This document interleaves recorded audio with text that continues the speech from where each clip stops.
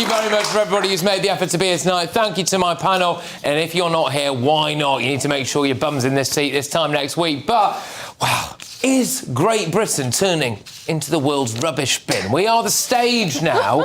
We are the stage for foreign drama. There's a civil war in Sudan. What happens? Both sides of that civil war come across the channel.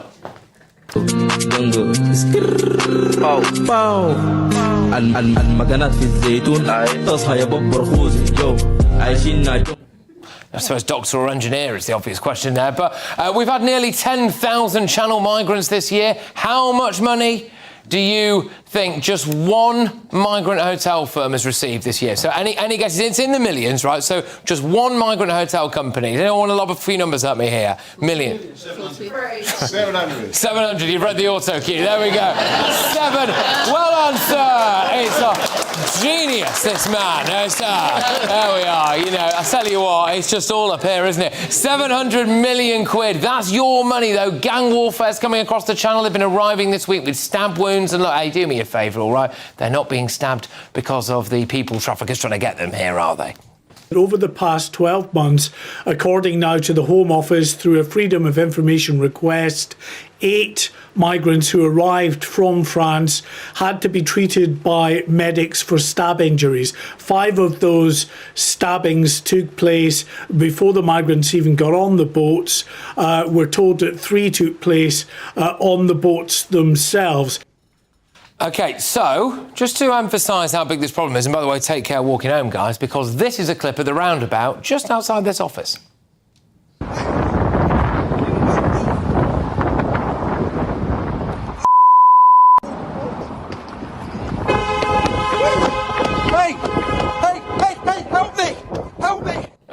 Illegal migrant roundabout, we call it, and they are either fleeing war, OK, are they? Yes, but more likely, I think, leaving a rubbish country and bringing their drama to Britain.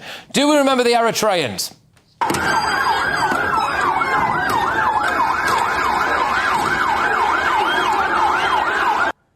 And look what's happening now. India and Pakistan are fighting, OK? In actual India and Pakistan, though. Right? Now, many people are worried that it could kick off over here, and today, possibly, we saw the start of it.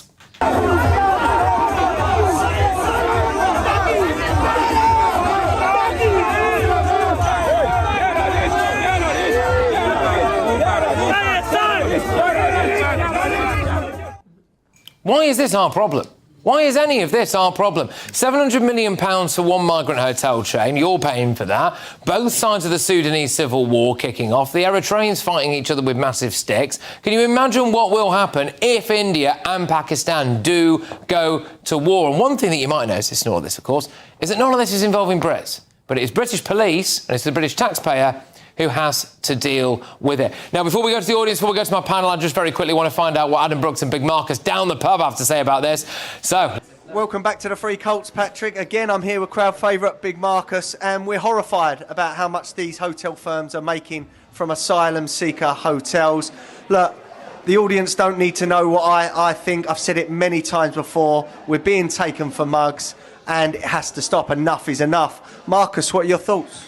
Well, clearly it's taking a mickey out of British taxpayers. This is ridiculous. It cannot continue. This is a betrayal of Britain's taxpayers. And again, one thing I'd like to say is we're all paying for these asylum seekers in the hotels. There's a lot of crime emanating from these hotels, so we're paying to make our streets and our country more unsafe. Things have got to change, Patrick.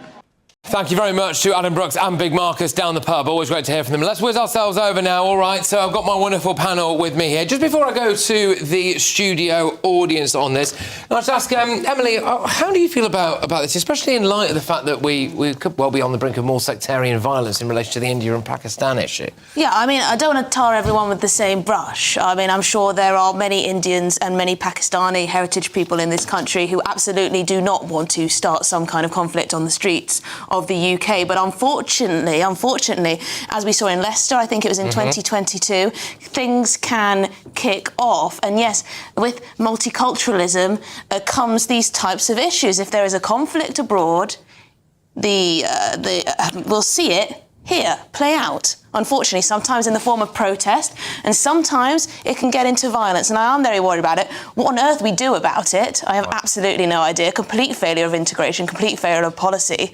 I don't know. I don't know what we do about it. Look, it is seriously... Apart from make sure it doesn't kick off. So policing, I suppose. Well, possibly, yeah. Can I correct one thing that you said earlier? And that is, you said India and Pakistan are fighting. They're not. India was subject to a terrorist attack launched from Pakistan. Yeah. And I think that's a very different thing. Now, Emily's absolutely right. Now been what we should not see is an importation of that violence into the UK. Yeah. OK? So absolutely agree with Emily on this. And tragically, it's been a flashpoint for that for many years, Kashmir. But let's now go to the point that you made about the 700 million being spent by one firm. I mean, I think it did have about 50 hotels that it was hustles. But 2 years ago, we were spending £9 million a day on over 400 hotels. Today, we have 206 hotels, and the government has just ended the contracts for 51 more. We're now not spending because we've moved a lot of them into social housing. We're still spending £5.5 million a day, though, aren't we? Absolutely, which is much too much. And the reason for that, Rob, the reason for that is that 42,000 people were not processed through the justice system. So that's why they were kept in those hotels. That's why we're speeding up the process of the courts to make sure that we can then deport those who need to be deported and deal with those. That's because the previous government wanted to keep them here to send them to Rwanda. No, you know that's not true because they couldn't. That was the plan. I mean, it wasn't. It wasn't because they only had 400 spaces. Let's bring the gentleman the hope was there would be more than 400 spaces. Okay, I don't know. It wasn't. The hope was that there would be. Sir. What would you like to say? Well, OK, the question has obviously been brought up already. This company got £700 million from the British government to house asylum seekers. They obviously cost an awful lot of money to look after. But does this mean that the British government is overpaying for a start? And is the British taxpayer bearing the brunt of all that money, basically? That's a great point, actually, because Rob, I'll bring you in on this. I think if you are a company out there and the government comes knocking, you can charge whatever you want. Well, I don't think you can blame the hotels if they're getting given the money. If leisure got smashed through lockdown and COVID, and you're a hotel with half-empty rooms, and then you get offered this massive amount of money. I think you can blame them. Yeah. There's some people making a hell of a lot of money. That's why we closed the 50. Not keeping the hotels. The government are paying. Sorry, not everyone. The government are paying. Capitalism. It's capitalism. Oh, sorry, but some people don't have a go at the hotel for doing it. I don't like it. It doesn't thrill me. I don't like it either. The government are paying. What would solve it is the government not needing to pay if they actually stop the boats. That would be what would solve this problem. The government pay for the PlayStations, the bikes, the cooking. You're the boss of a hotel chain, and you know full well. And you've got half-empty rooms because of lockdown. And you know full well that the people in the community around aren't going to be happy about it. Would you do it? Well, what are you supposed to do? Would you do it? Or you go bust when you got shut down in lockdown. You don't have a choice. I don't like it. I don't think it's fair. If the government didn't offer it or didn't pay it, the hotels wouldn't take it. Yes. Yes. House them somewhere else. The government isn't offering it. They are charging that, and that's why... And the government are paying. Wait, and that's why we have just ended the contracts, cancelled the contracts for 51 hotels that were overcharging and that were being unreasonable. But they're offering it to private landlords instead. No. Yes, they are. Yeah. They're actually offering it to private landlords. It's an abdication of responsibility from the government. Again, Christo, get your facts right. They're not offering it. What's happened is we've had a closing down, certainly in London, of all the private sector accommodation long term. Not this 700 million. People now think, I can make more if I charge by the night for temporary accommodation. Government negotiating again, it's The government are creating the product. ripping local councils off. They don't negotiate with government. Local They councils are negotiate terrible with at the spending Yes. money. They need to spend money better. They need to police it better. And they don't have a go at the business people, have a go at the horrific government, horrific councils, and the fact there are companies out there that are touting for landlords at the moment. Do you think it's right that a landlord should be charging £700 a night for one person? I think This is not a four-star hotel, not a luxury Mayfair hotel. The government are paying it. It's the government that are paying it. If a council or a government is stupid enough to pay it, then I'm sorry, they really are. Emily, we'll just bring you back in on I just know that there have been most hotel managers who have turned down very juicy offers from the government I've seen them on TV. Out of principle. And that's really good. Good on them. And then the others that can't afford to do that or might end up going bust or a half empty or a quarter empty, like many businesses in the UK. It's taken the 700 million. You're arguing against capitalism. Well, it's 51 hotels. Which is one of the Liberal Democrats' biggest donors. I'm sorry, it's hardly a pauperty. If the money wasn't there from the government, they wouldn't be able to charge it. Obviously. So we're talking about the wrong problem. We're blaming the wrong people. You can talk about two things at the same time. You can say, as a hotel manager, I wouldn't do that. And you can also say that the government have done things wrong. Your business goes bankrupt. That's not the only option for a business, Christo. Stop. Not the only option for a hotel is not If you're empty and you go bust... We need to stop because there's one way to sort this out, right? If only we could take some kind of live referendum, right? If only it was an audience show, oh, here we go.